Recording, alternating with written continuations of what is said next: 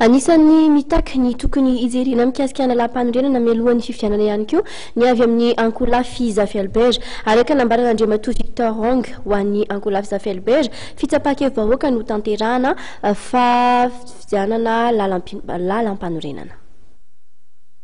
Mitaky ny anatotosana fifidianana lalam-panorenana mialohan'ny fifidianana filoham-pirenena izay voafaritra tanterahana ny 4 Jolay ho avy izao ny Ankolafy Zafelberge. Araka ny fanazavana ny eto filohan'ny Ofipakpa Andriamatoa Victor Rong dia tsy tokony lalam-panorenana tokana no aroso amin'ny vahoaka fa tokony lalam-panorenana maromaro ahafahana manao ny safidiny. Raha vao tafapetraka zany le filoham-pirenena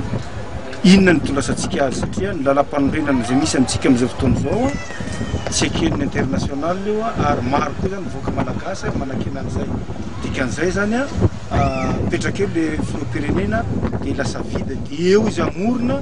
lalam-panorenana izay metimety eo aminy dia hiverina foana le crise nenay zany dia tsy zay fa anao fifidianana atsika lalam-panorenana aloha inona hitondrantsika any Madagasikara apetraka tsara zany io dia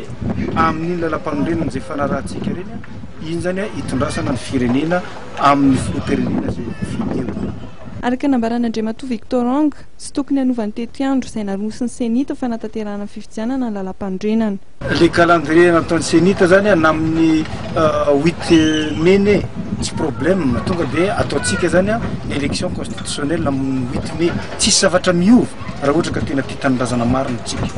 24 juillet zany dia alefa ny fifidianana filoham-pirenena dia manaraka an'izay tsisy zavatra miova raha tena tia tanindrazana zany fa alohany anaovana an'izany dia ny fampihavanana sy ny constitution tokony apetraka. Araka nambaran'ity mpanao politika ty hatrany amin'izao fotoana izao dia eo am-panomanana sy mamolavola lalam-panorenana heverina hitondrana ny firenena ny ekipan'ny profesora Zafelberge ary ampahafantarin'izy ireo tsy ho ela ny be sy maro izany.